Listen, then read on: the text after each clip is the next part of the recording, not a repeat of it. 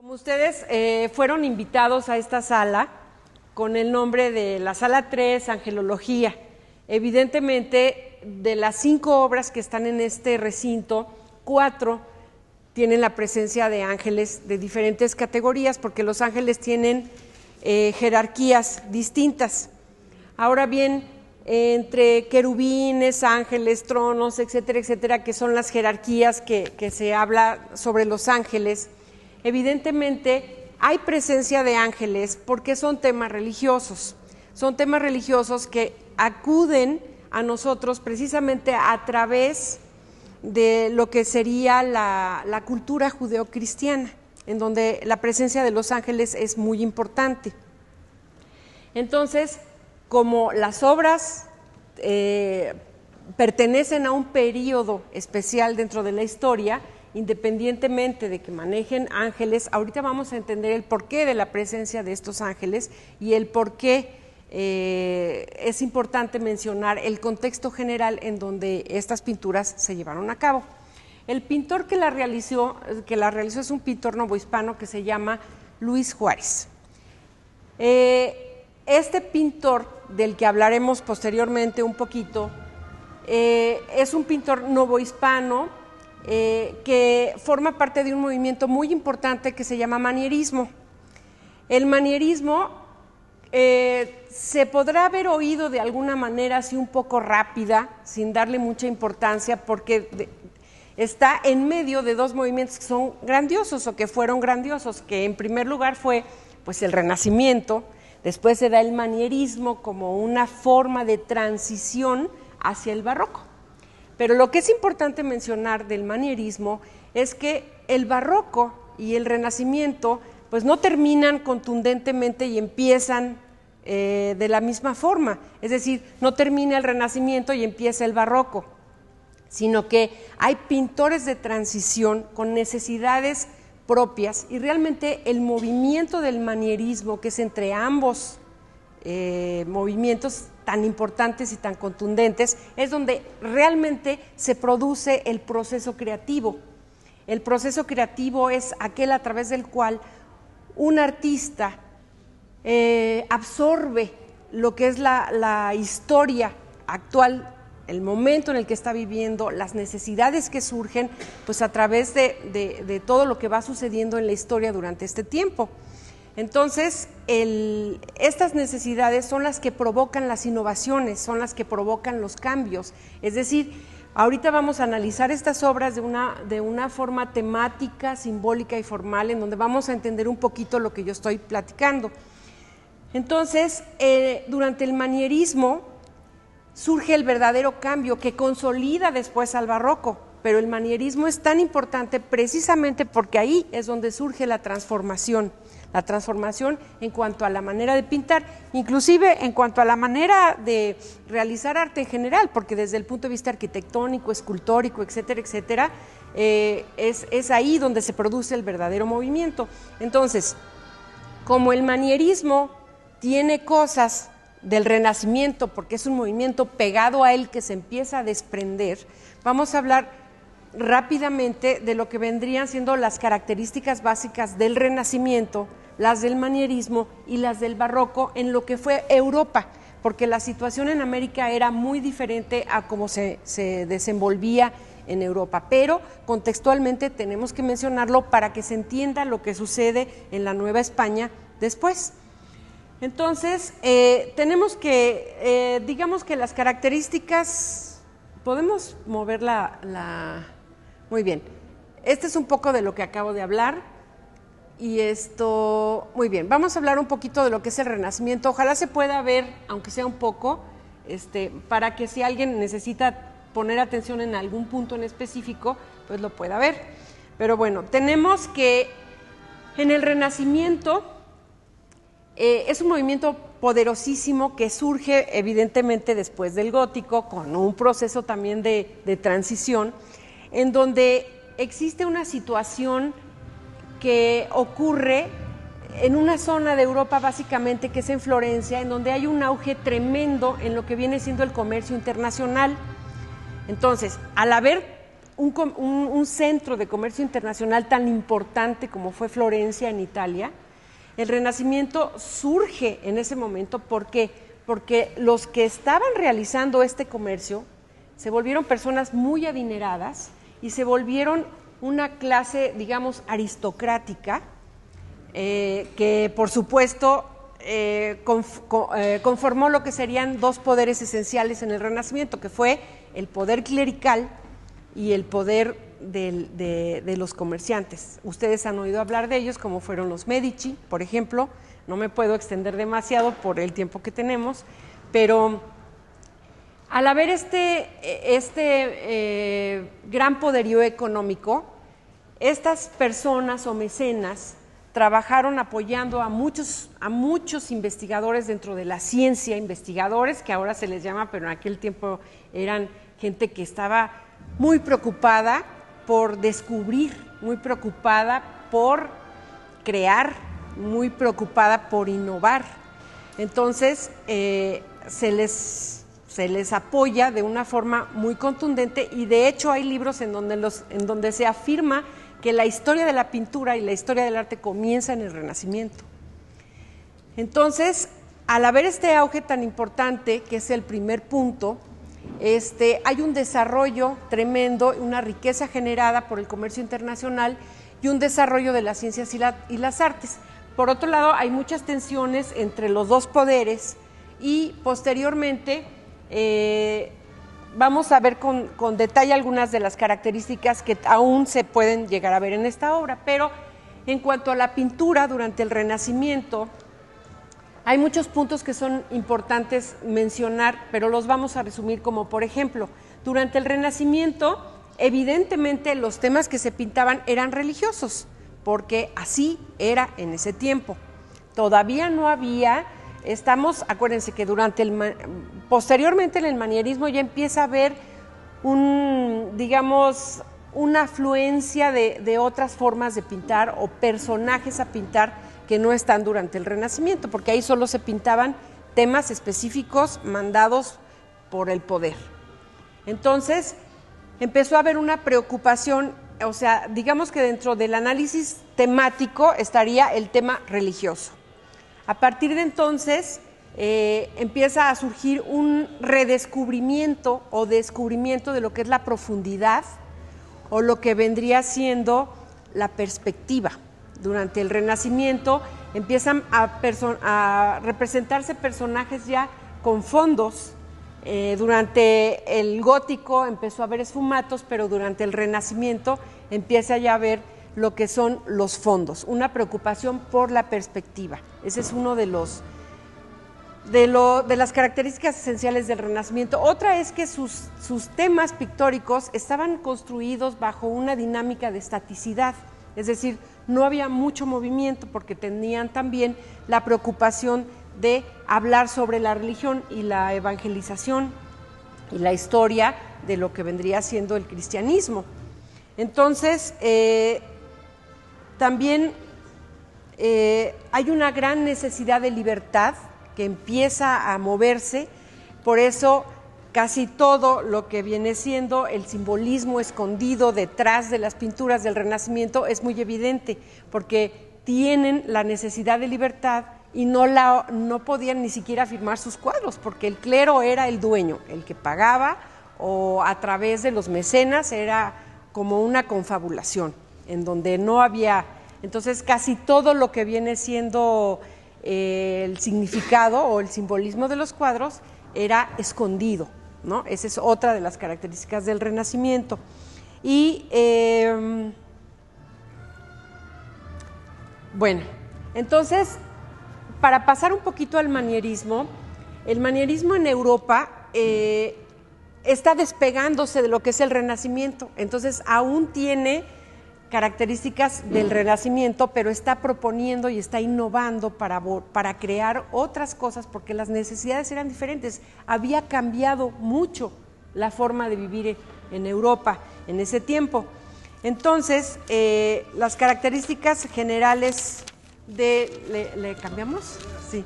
Gracias.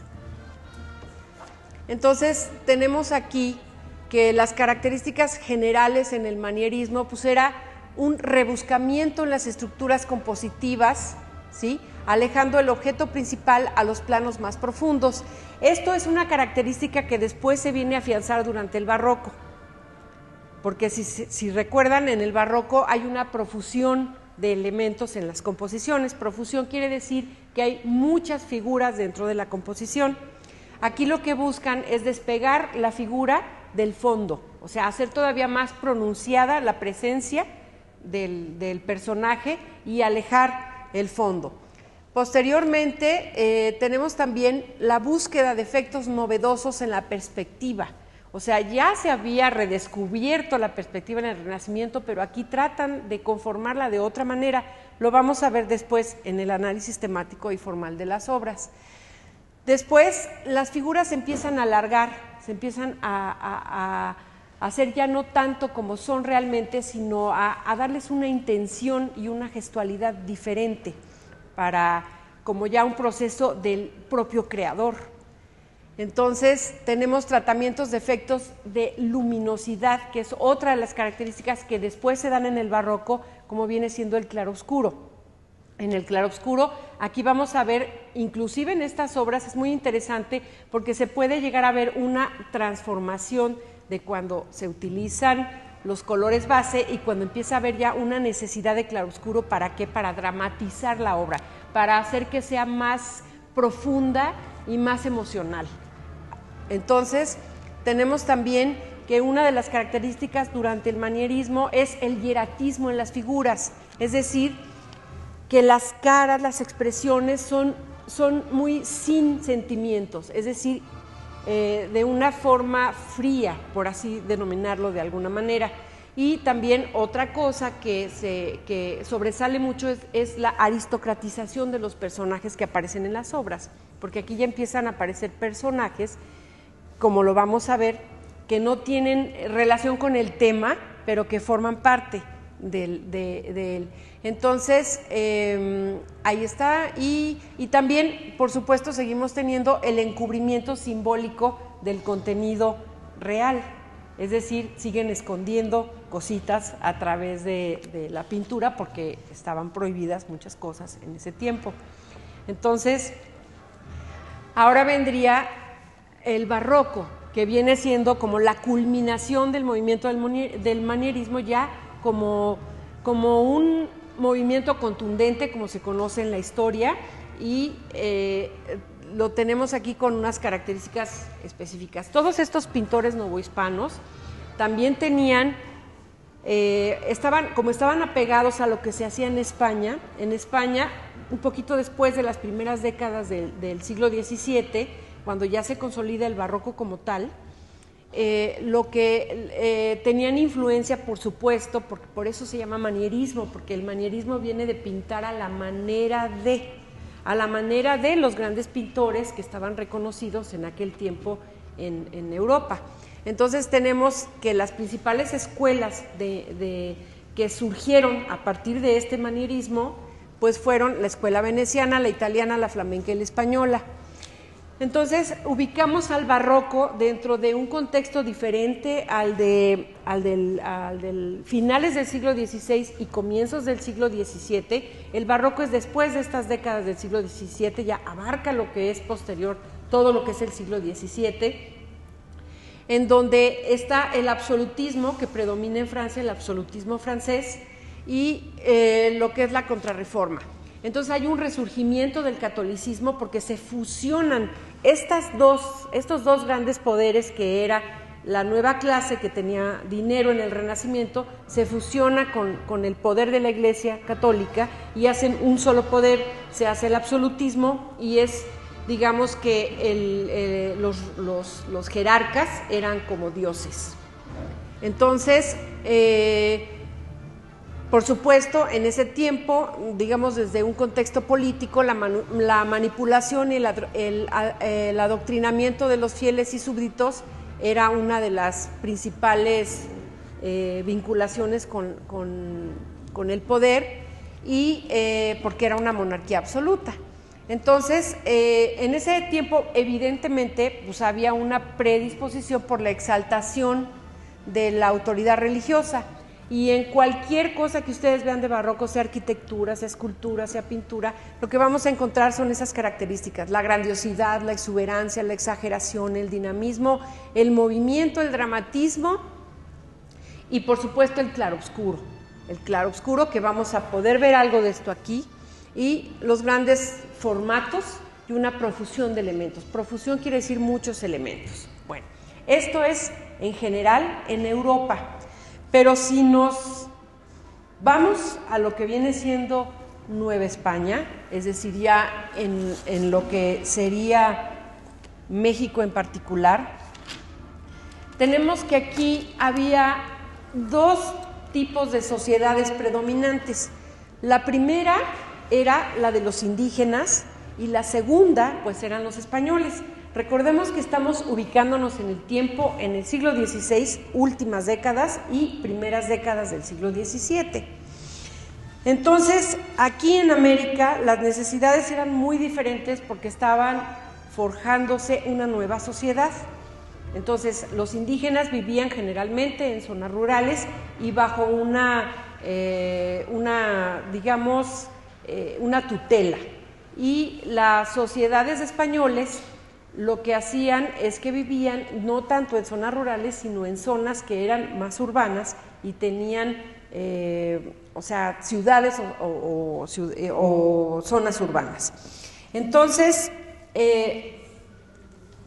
por supuesto, en cuanto al arte, en lo que es la Nueva España hay una gran necesidad de lo que viene siendo,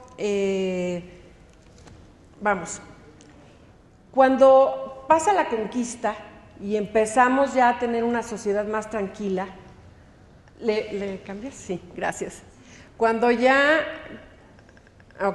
empieza a haber una sociedad más tranquila, es decir, que la conquista termina y se empiezan a forjar ya nuevas sociedades, el arte en particular no es, no tiene una función artística en ese momento, sino tiene una función didáctica. ¿Por qué? Porque había muchas lenguas, había que evangelizar a la mayor parte de los indígenas y entonces el arte se vuelve, improvisada. No hay un refinamiento ni una tendencia a crear cosas bajo la categoría estética de la belleza, sino que como te había que enseñar el cristianismo y evangelizar a través del idioma, del lenguaje universal que es la pintura, entonces la pintura no tenía, aquí esa esencia de arte, sino más bien era con una función didáctica. Esto sucede a finales del siglo XVI. Pero durante este tiempo y a partir del siglo XVII empieza a haber ya un refinamiento y empieza a haber ya un gusto más por lo formal, es decir, que ya los pintores empiezan a tener más clara la visión de lo que quieren. Entonces, en general, me voy a sentar un ratito, sí, se oye de todas maneras, ¿verdad? Bueno, en general se puede decir que el estilo manierista en lo que es la Nueva España tiene características muy parecidas a las que había en Europa, pero con una transformación a lo que vendría siendo la forma de vivir aquí, que fue diferente. Entonces, al principio el arte estaba muy supeditado a lo que se hacía en España, todo lo mandaban de allá, y conforme fue pasando el tiempo, que fue, el tiempo de la vida de Luis Juárez, las cosas se fueron haciendo más nacionales. Hubo una búsqueda de lo que vendría siendo una identidad nacional ya desde entonces. Entonces se empiezan a producir obras con materiales fabricados en México, en la Nueva España, con telas hechas aquí, etcétera, etcétera. Fue independizándose un poco desde ese punto de vista hacia lo que era la dependencia española.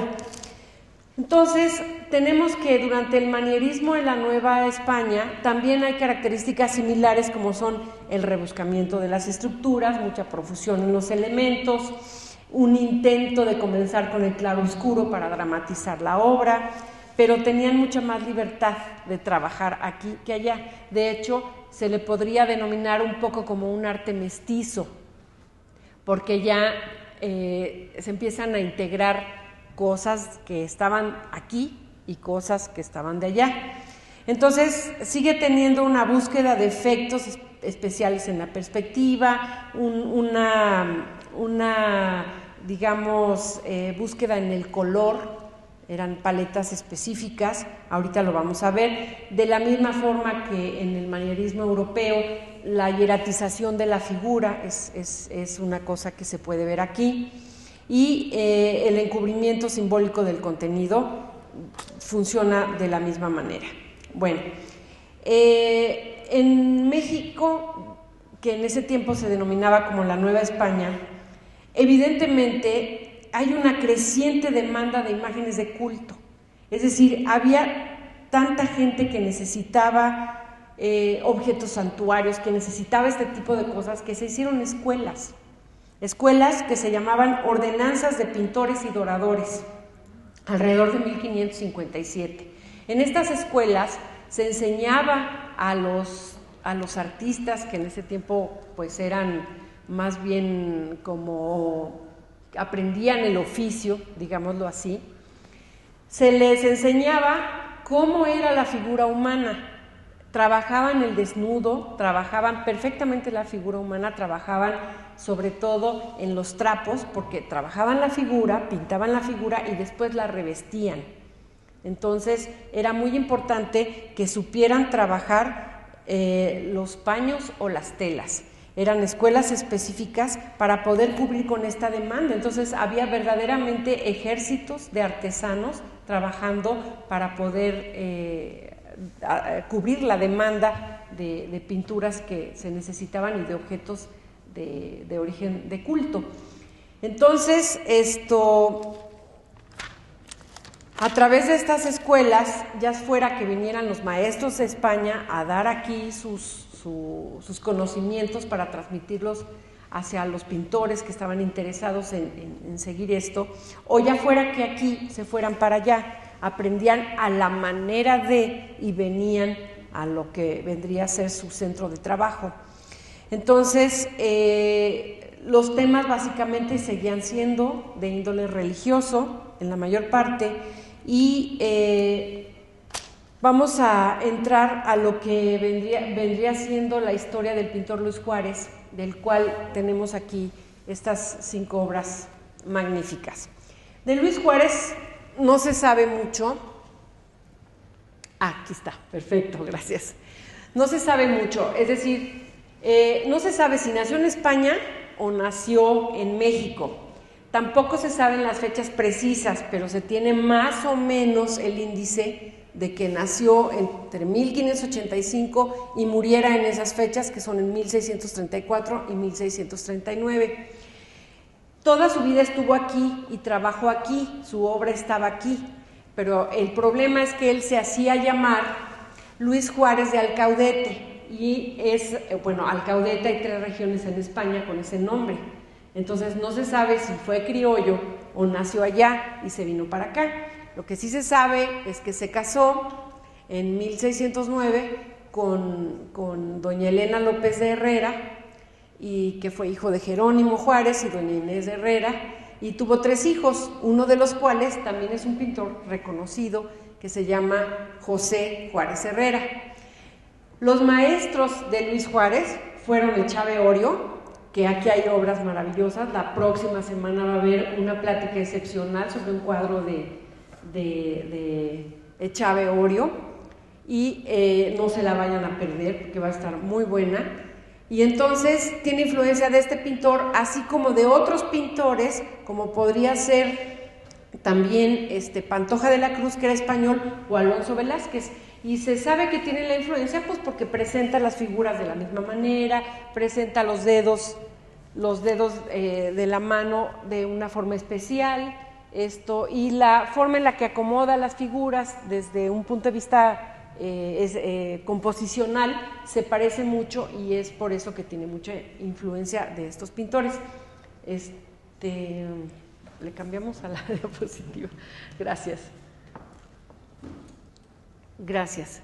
Bueno, entonces aquí tenemos unos comentarios que se hicieron sobre, a través de 50 años después, tenemos que Carlos Sigüenza y Góngora comenta que tenía mucha gracia, mucha hermosura y mucha suavidad en la obra. Les paso esto para que más o menos vayan teniendo una idea de lo que vamos a ver en relación a las pinturas. Entonces, Rafael Lucio de 1843 habló sobre que tenía mucha homogeneidad, tenía desigualdad en la calidad, y sus rostros eran muy bellos y expresivos. Luego tenemos que en 1890 Francisco G. Cosmes habló sobre que tenía errores en el dibujo, pero un excelente tratamiento de las telas que lo cubrían. Entonces, Manuel G. Revilla en 1895 habla de que es un gran poseedor de la academia, que tiene un moderado naturalismo, un colorido que recuerda a las escuelas sevillanas, de lo que vendría siendo posteriormente el barroco, y tiene características como por ejemplo el abuso de ojos entrecerrados y los paños generalmente en color guinda. Ahorita vamos a ver algo. Aquí tienen las obras magníficas que pueden ustedes ver conforme las vayamos analizando, pero aquí yo les voy a presentar el análisis temático, simbólico y formal de cada una de ellas para que sepan un poco más de cada una de las obras que están aquí expuestas y puedan ver más allá de lo que simplemente se ve. Vamos a ver. Bueno, en primer lugar tenemos el Ángel de la Guarda. Es un óleo sobre tela que mide 1,74 por 1,50.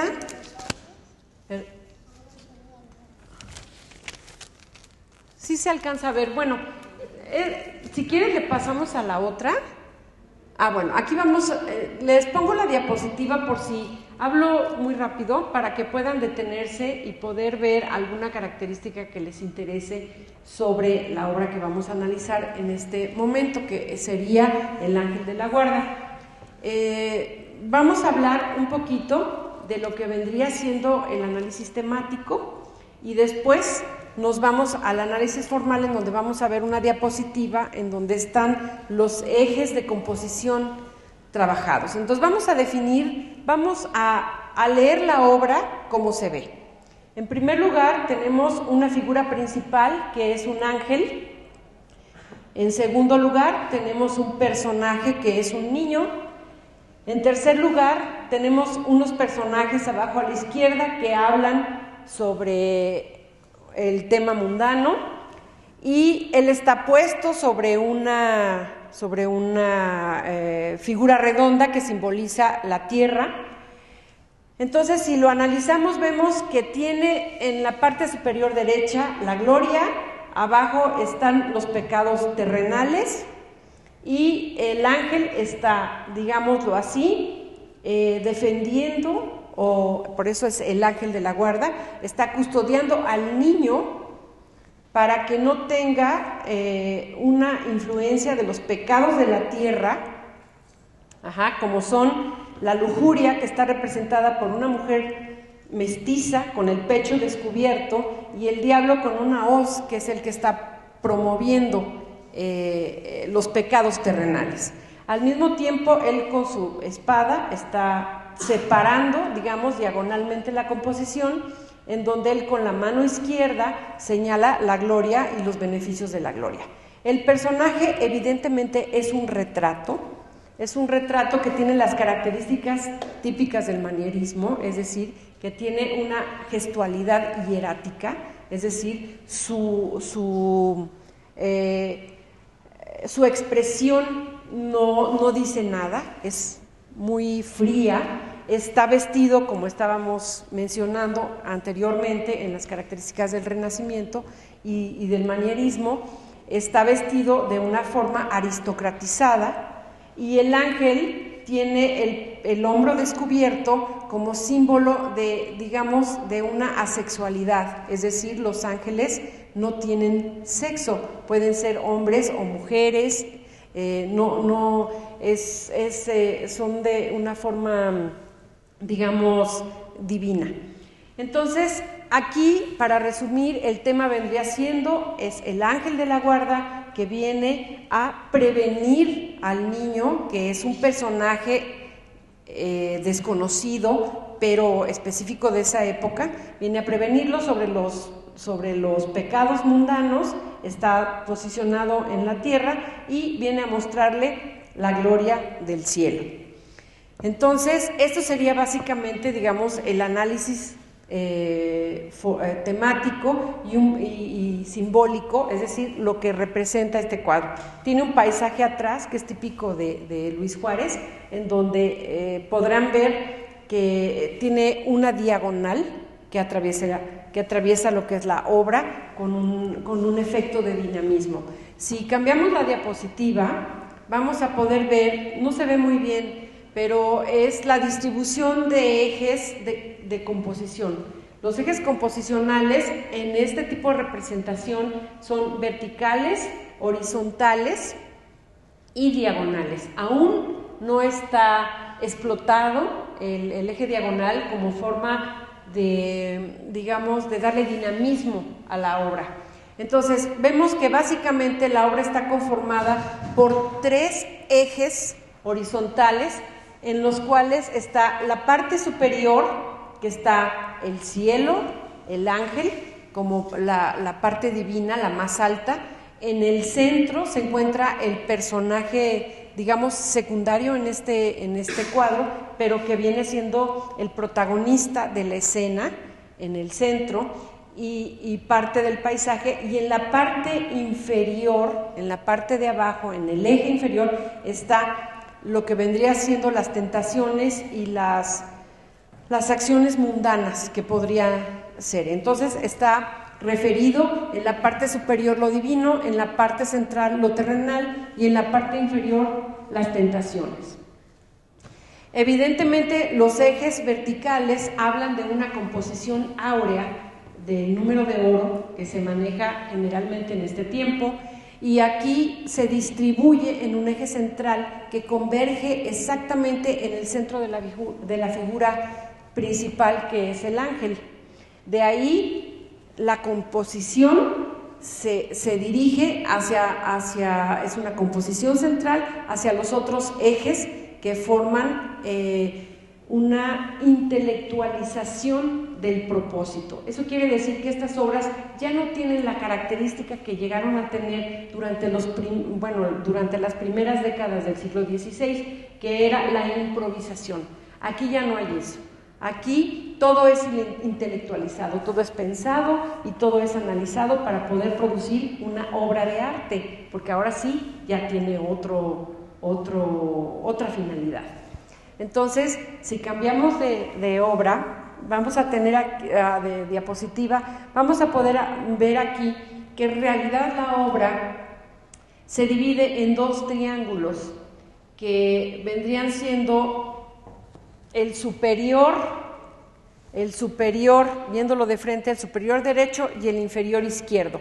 Es decir, hay un equilibrio visual entre lo que viene siendo la claridad del cuadro en la parte superior y la oscuridad del cuadro en la parte inferior. Aquí todavía no se hace muy manifiesto el claroscuro, porque estamos hablando del manierismo, pero ya se empieza a ver una necesidad de dramatización al ver que ya las figuras empiezan a tener un contraste más fuerte entre lo oscuro y lo claro. Entonces, tenemos aquí que en el triángulo superior derecho está la gracia celestial y en el inferior izquierdo está, pues, los pecados mundanos, ¿no? El demonio, la carne y la lujuria. Entonces, aquí el ángel vendría siendo la figura principal, pero forma parte de toda una historia que se está contando.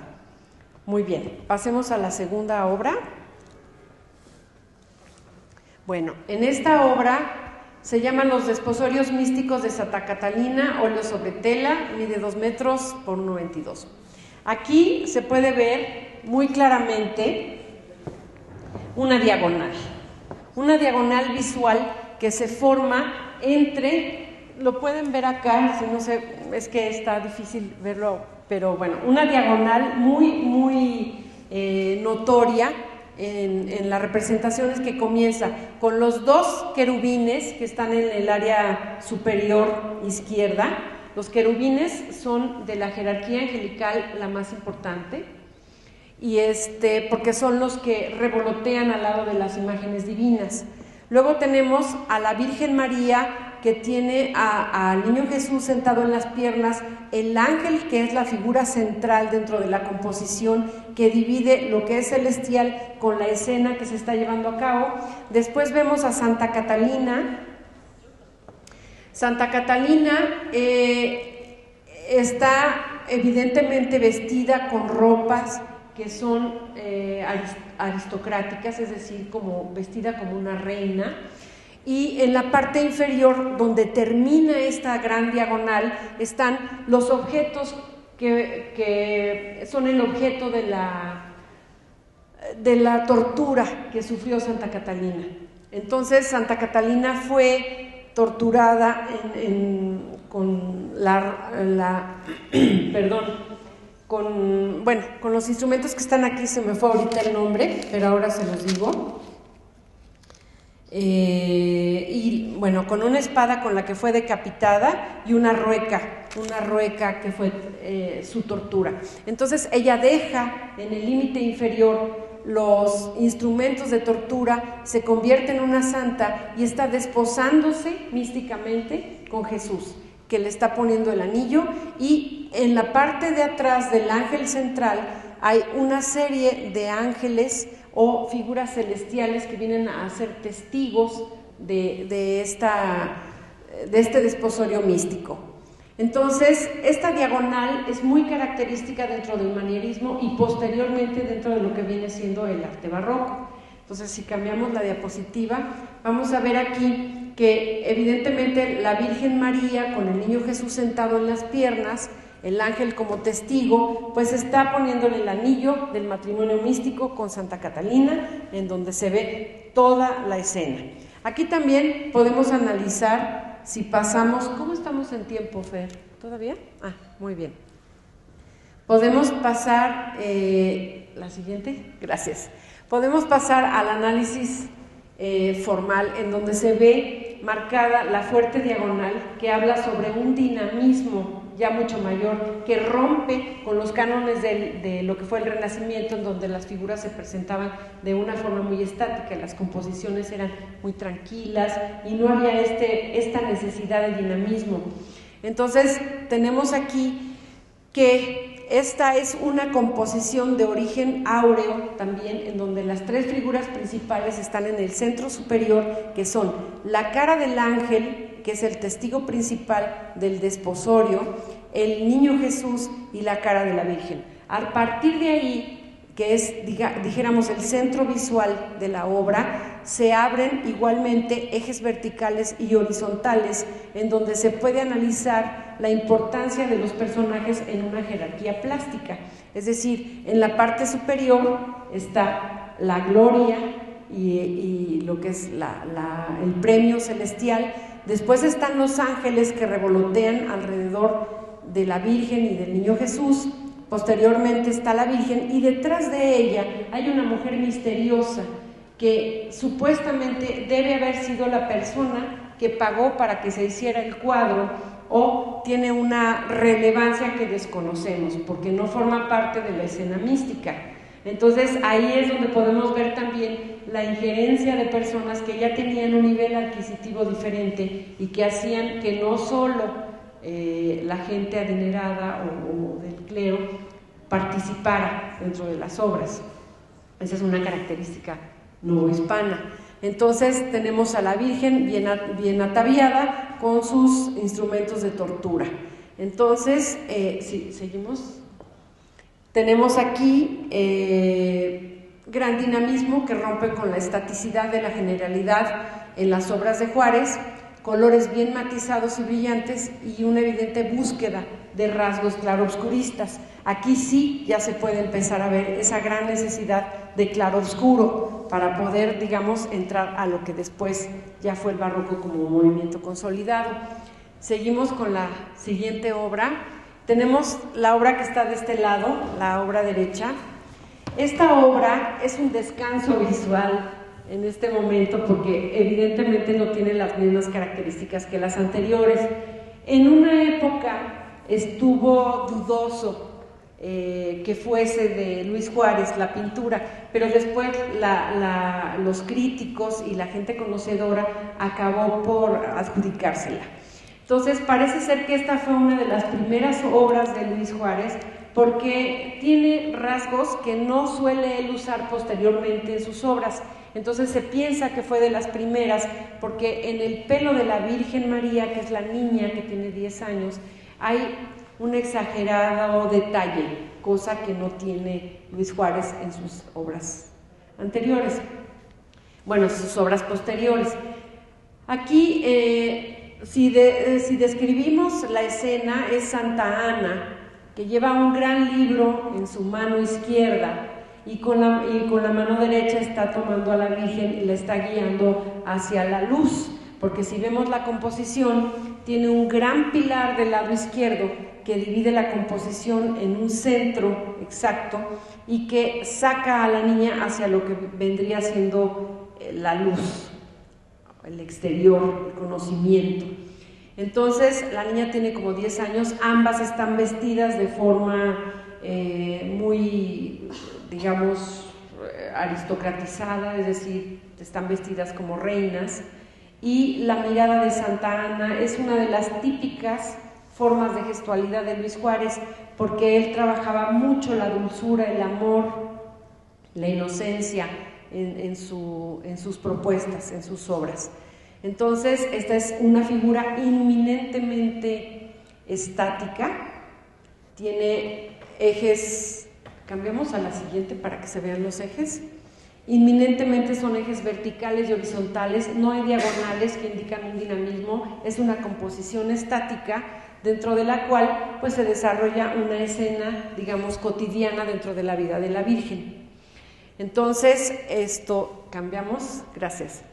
La siguiente obra tiene mucha importancia desde el punto de vista formal, es decir, lo que tiene que ver con la forma, porque esta obra ya entra en lo que vendría siendo el barroco, porque ya tiene características específicas, ya bien consolidadas, es decir, el proceso creativo del pintor aquí llega, digamos, a una cúspide.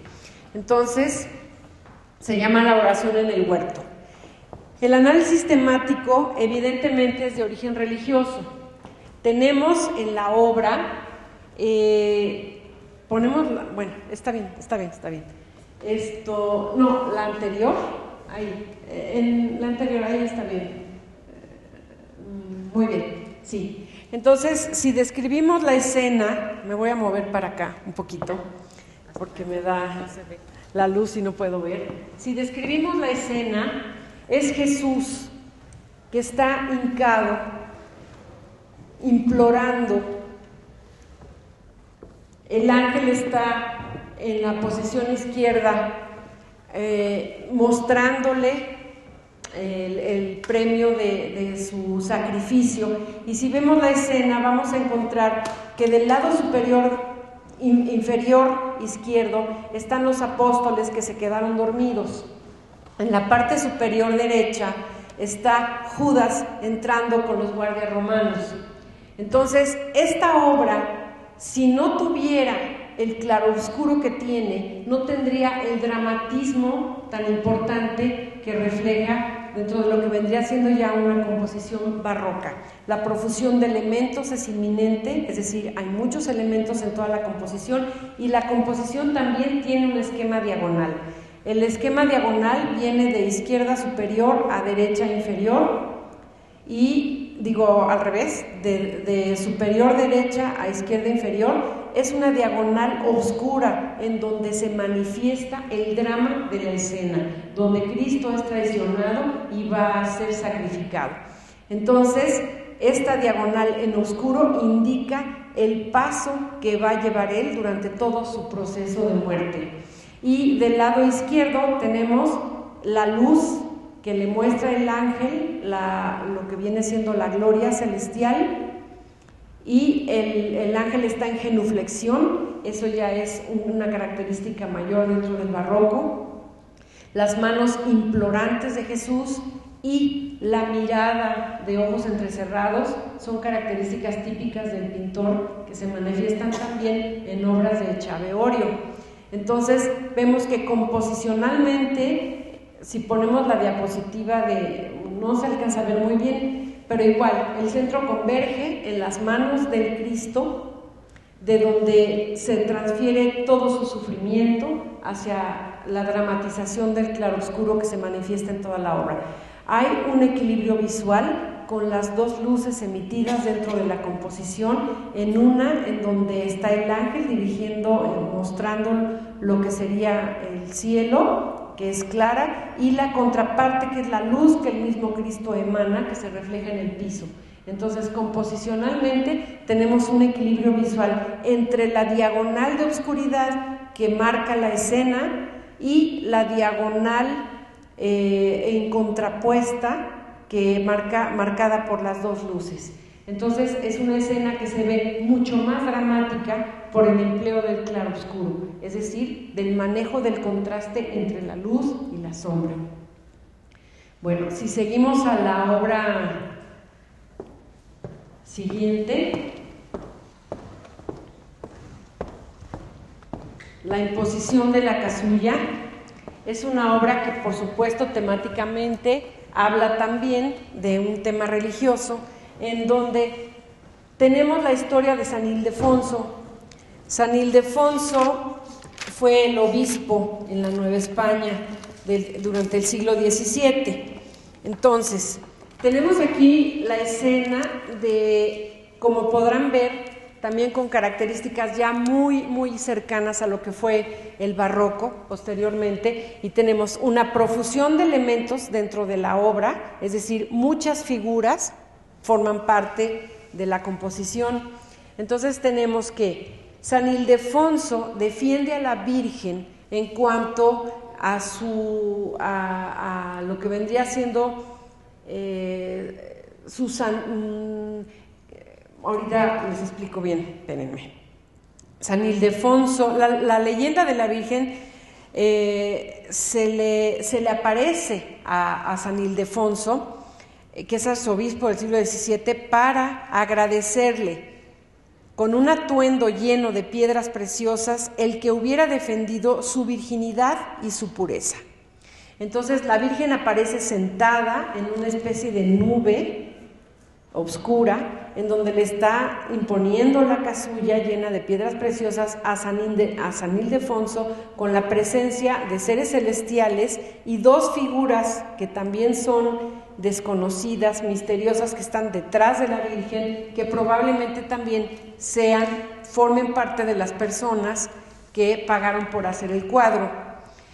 Entonces, San Ildefonso tiene una gestualidad mucho menos hierática que como pudimos ver en las obras anteriores.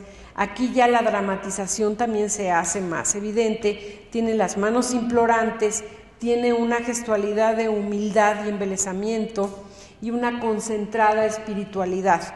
Y si se fijan, directamente arriba en el centro del cuadro está un ángel que tiene exactamente la misma actitud que la de San Ildefonso. Ese ángel es el centro superior del cuadro y está dividiendo lo que es la escena real o terrenal, en donde la Virgen se le aparece a San Ildefonso, y atrás todo un séquito de figuras celestiales presenciando la escena desde la gloria. Entonces, abajo tenemos otros ángeles que están en la parte inferior derecha, inferior izquierda, y el mismo personaje que tiene una gran luminosidad, digamos que tratando de hacer un equilibrio visual con el traje oscuro de la Virgen, ¿no? Porque él es el personaje al que se le está dando el honor de la casulla, ¿no? Entonces, aquí el claroscuro también es evidente, no tanto como en el del huerto, pero aún así se sigue ya viendo cómo se va transformando este manierismo hacia ya características más específicas del barroco. Entonces, tenemos una composición remitida a ejes verticales, a ejes verticales y horizontales. Es una composición basada en un personaje principal señalado con gran luminosidad que el pintor le otorga, ¿no?, haciendo el centro óptico de la obra en ese lugar y después dispersando los elementos hacia todo lo que circunda al personaje principal.